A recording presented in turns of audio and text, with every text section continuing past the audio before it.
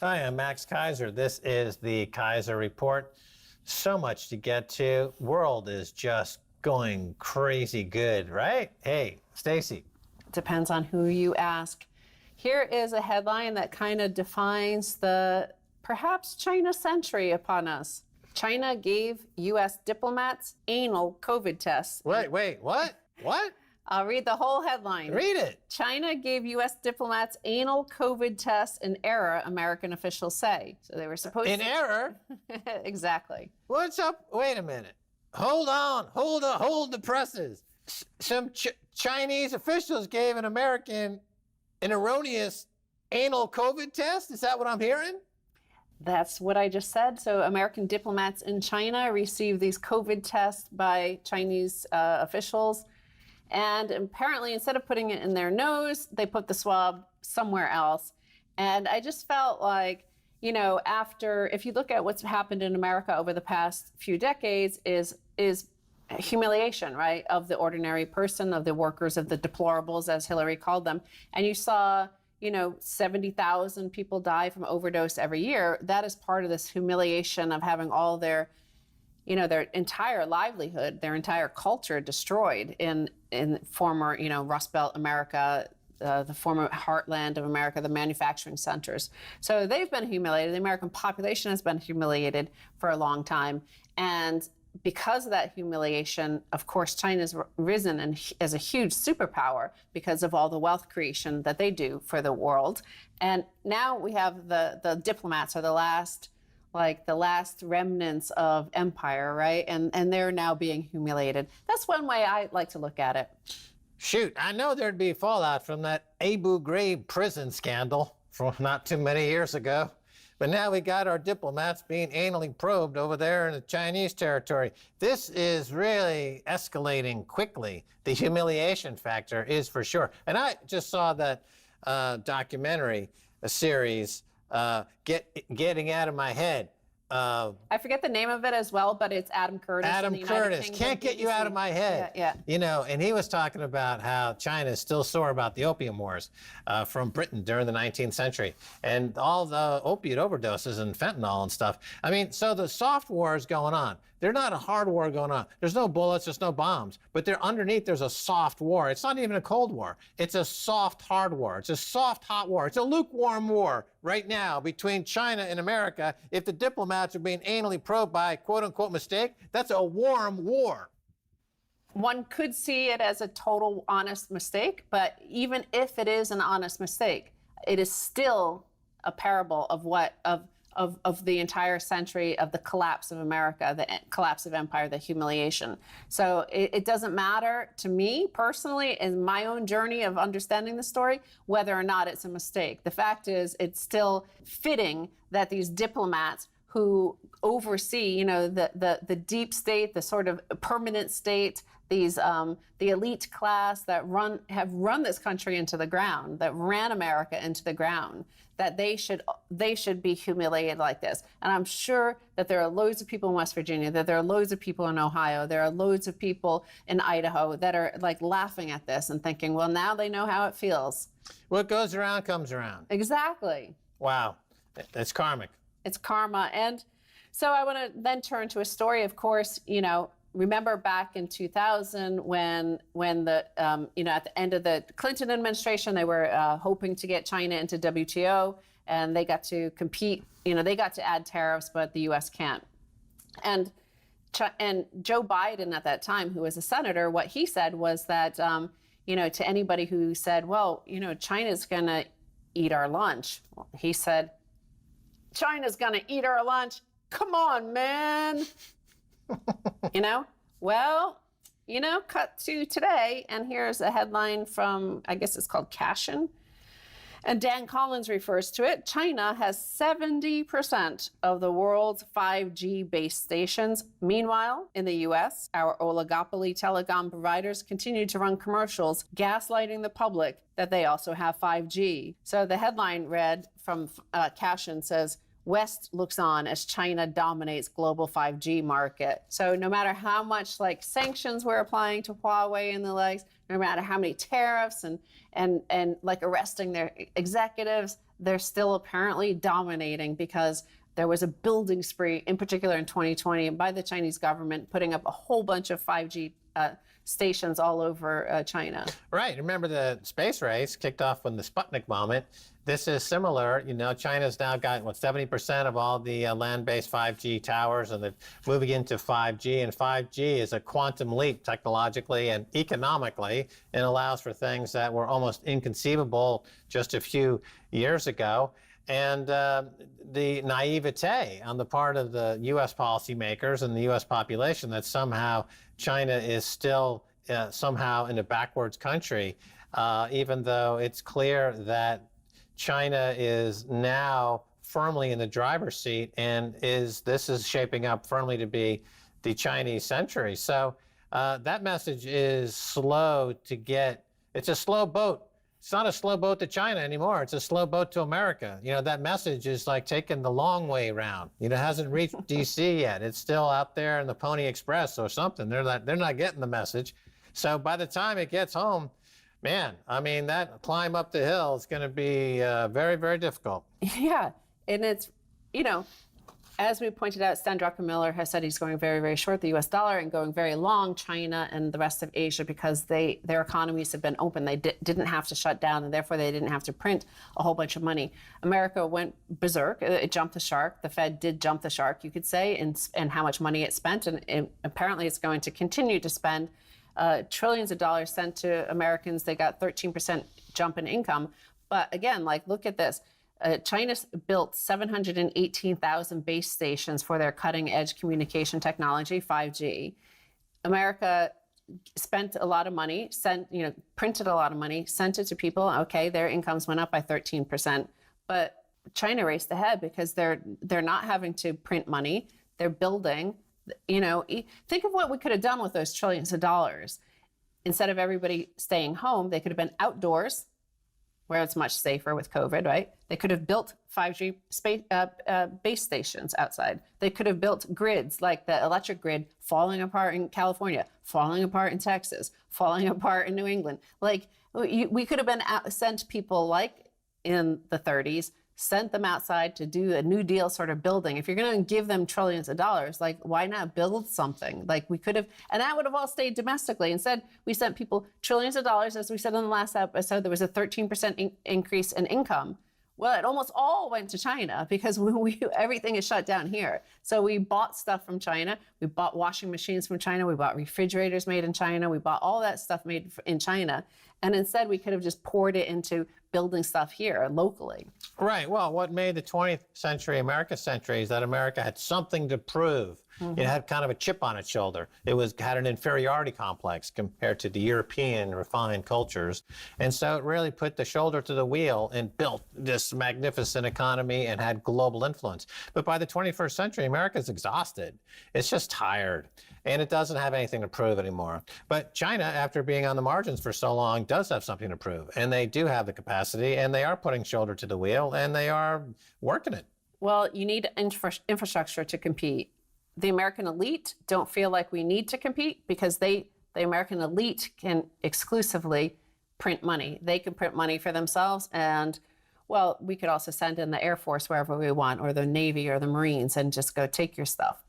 We're allowed to. So, I mean, that's what they can do, but the ordinary person, they can't. So if we had built an infrastructure to compete, we're going to recognize that one day, probably too late, whenever the IMF shows up and tells us, okay, well, we'll give you a loan, we'll bail you out, but you have to have a new Bretton Woods. We don't want the dollar anymore, or whatever. We've already gone over that, but here's a story from Texas. We saw that the grid went down the other week. Well, Texas's grid operator needs to come up with $1.3 billion to pay power plants for energy they supplied during last week's historic blackouts, raising the prospect it may require a state bailout. Everything requires a state bailout in America. Everything. The education, all those student loans, the housing market, almost all mortgages are underwritten by the taxpayer, the government, student loans, the energy grid. Right. When Great Britain lost their empire by the 1970s, they needed an IMF bailout. And the U.S. has given away their empire to China, and it looks like they're on their path to getting an IMF bailout in the next 5 years. And you know where you won't ever see a bailout, and that is in Bitcoin. And that's this final headline because it's bringing back something that we recently talked about, which was Nigeria, where it's the second highest penetration of Bitcoin in the world after America, and almost entirely out of necessity, by the way, because they are entrepreneurial people by necessity. Partly because it's a resource-rich country with a lot of oil. The elite don't need the people. They don't need the consent of the population. So the population needs to do it for themselves. So they trade. And there's a huge trade with Asia, Japan and China, importing stuff. So especially because of COVID, because of the lack of dollar liquidity in the financial system, but also because of KYC, AML laws, they're kind of cut off from the dollar, but they can't trade in their own naira. Like somebody in Japan doesn't want a Nigerian naira. They want dollars or they'll take Bitcoin. So now the FT is going after them. Ben Kaufman says of these two Financial Times headlines, these people will do anything to keep you poor and under control. Financial Times headline number 1, Nigeria's inexperienced investors risk losing their meager savings gambling on highly speculative assets such as cryptocurrencies. Financial Times number 2, Bitcoin cannot replace the banks. Well, they have in Nigeria because Nigerians can't access the global financial system. That's how this is how imperial powers keep them poor, right? They're kept poor because they can't access the banking system. So they use the Bitcoin as a financial system through which they could trade with Japan, trade with China. Yeah, this is what I fear is happening to America. It's becoming like Britain. Of course, Financial Times coming out of Britain. They have no power in Britain except to wag their finger.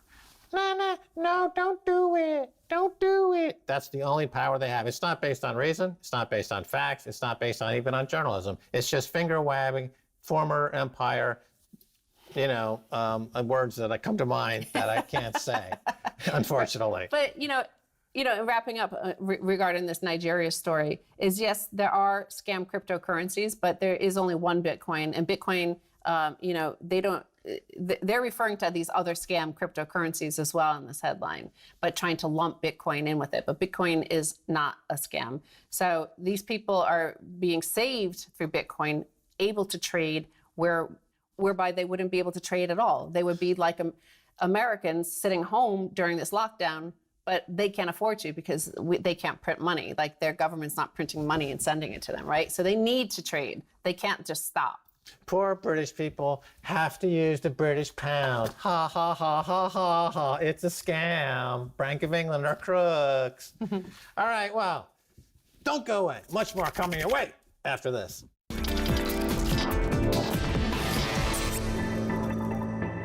Welcome back to the Keiser Report. I'm Max Keiser. Time now to go to Tyson Slocum. He runs the Public Citizens Energy Program in Washington. Tyson, welcome back. Always great to be here, Max. So what a start to the year.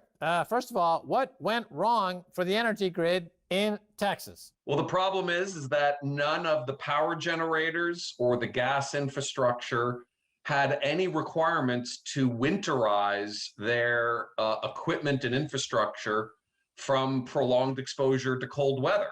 So when temperatures dropped and stayed there just after Valentine's Day, gas couldn't get out of the wellhead. It couldn't move through pipelines. Gas-powered power plants couldn't get the gas, and even some wind turbines froze up. And that's because the Texas market, which is largely not subject to federal oversight, it's totally within the jurisdiction of the state of Texas, relies entirely on market forces to incentivize energy companies and power plant behavior. And this complete failure to have any sort of regulations or mandates tied with reliability is the cause for the energy crisis that Texans experience. Last time we had John, there was a big crisis in the energy market in California a year or two ago. And how does this differ? It's pretty different. I mean, they're both tied to extreme weather events. They both involve private grid operators, the California Independent System Operator in California, and ERCOT, the Independent System Operator in Texas. But the difference here is that in the Texas case, it relies exclusively on price signals to incentivize generators to be available in times of need. Whereas in California, there are must-run rules and so forth. The prolonged heat in California spiked energy use beyond what was available to generate in the state. In Texas, demand also spiked as people needed to heat their homes to stay warm, and it exceeded available generation capacity because so much of the power plants were thrown offline because of their failure to winterize. The Wall Street Journal recently did a study. Apparently, Texans paid $28 billion more for energy, and it has to do with the fact of what you're talking about here, that it relies on price signals and private energy suppliers. And, you know, I'm old enough to remember when the energy suppliers, energy market, were referred to as utilities. We had basic utility providers. And the idea was, well, you know, the energy grid is something that we just want to keep up. We don't want to expose it to the vagaries of market forces, actually. It's a utility. But over the years, we've now privatized it all, and it's all gone hyper-financialized. And clearly in Texas is what I'm hearing here, what we're seeing, is that they ended up paying more for energy, Tyson. You're absolutely right. As you said, $28 billion more. And what you're talking about is that, you know, for a century, utilities had a legal obligation to keep the lights on and serve their customers. And in many states like Texas, they've replaced that with allowing the market to try and serve customers. And clearly, customers are getting ripped off, and it's not leading to reliability. One of the most notorious competitive retail suppliers is a company called Griddy. And Texas was the only state in the whole country that allowed a company like Griddy to offer retail product to households that would tether their utility bill to what was going on in real time in the wholesale market. And the problem in Texas is Texas relies on insanely high price signals in the wholesale market as an incentive to try and get generators to supply the market. So they allow prices as high as $9,000 a megawatt hour.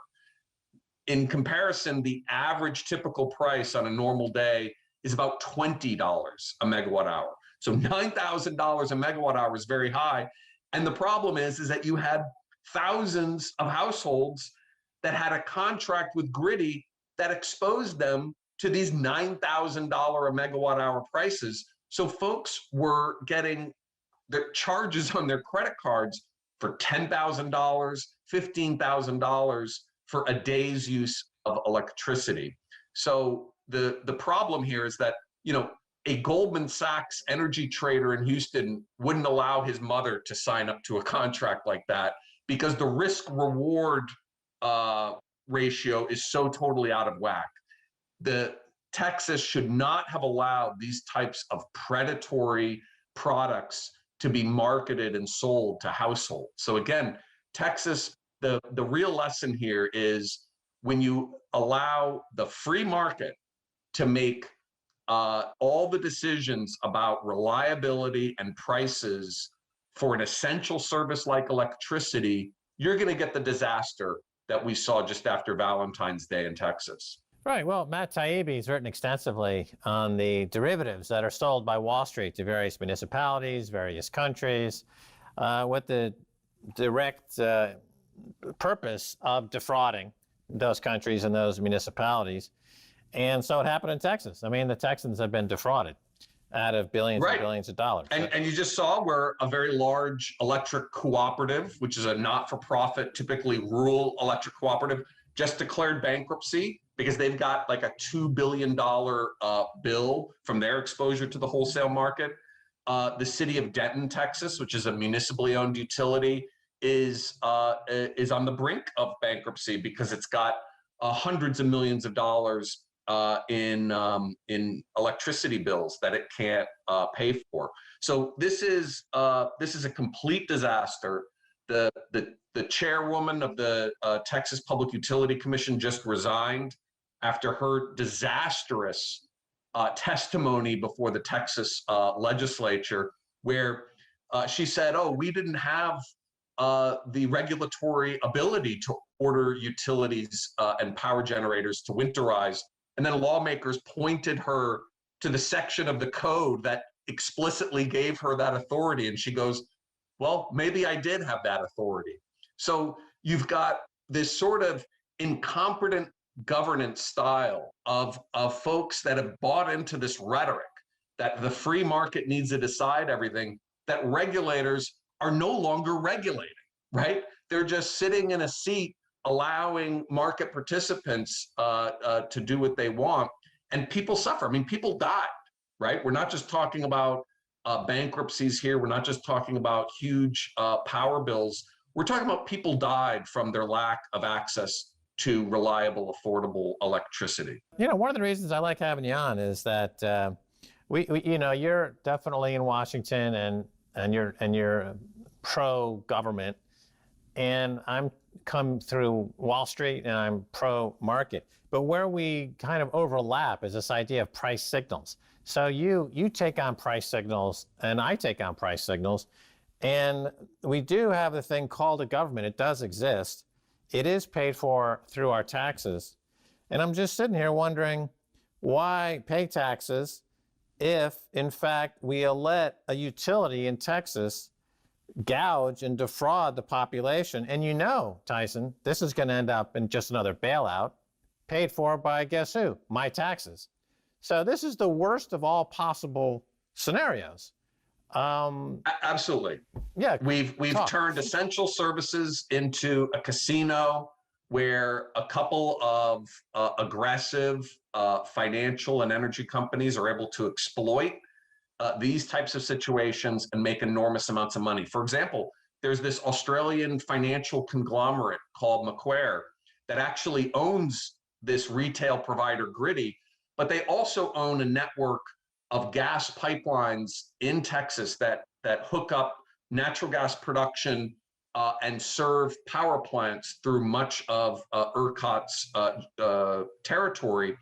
This company just recently boasted that they earned $215 million off the Texas crisis through their financial trading, probably based upon their knowledge and operation of this key natural gas pipeline. And so they were able to have an insider's peek. I get it. And those who are pro-capitalism will say, well, it's great because we love companies making money. But what'll happen with the utility, because it's an essential service, is that it'll end up getting a government bailout, which means I got to pay more taxes. So it's not capitalism, it's larceny, glorified larceny, taken public on the various exchanges and supported by kleptocrats. Now, is there anywhere in the world, Tyson, that you could point to and say, you know, they're doing it right? There's aspects of energy markets that are very productive. And the best case is what's been going on with renewables.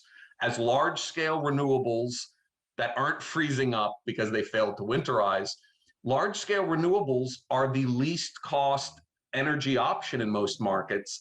And if you've got a properly run market, you're able to rely on those price signals to dispatch the least cost resource, and those savings will result in lower prices. That is the model that works some of the time in some of the other markets. Some of the time in Texas, it also has delivered good results for folks. The problem here is that Texas relied on the market for reliability, and that's where it clearly failed, where the whole Texas model said, well, we'll just allow an entity to charge up to $9,000 a megawatt hour, and that is so insanely profitable that will provide all the financial incentive we need to ensure that we'll have ample supplies of generation. And what that approach failed to recognize was that there was no financial incentive for these generators or pipeline operators to prepare for winter conditions. And so just a colossal failure. If you're going to have a market system in energy, it has to be supplemented with significant regulatory oversight and regulatory mandates and protections. Texas featured none of those protections. So it was all risk and not enough reward for consumers. Glad to have you back on, and it seems like you'll be coming on more frequently because we're anticipating more energy grid failures. Tyson, thanks for being on the Keiser Report. Always my pleasure. All right, and that's going to do it for this edition of Keiser Report with me, Max Keiser, and Stacy Herbert. I want to thank our guest, Tyson Slocum. Until next time, bye, y'all.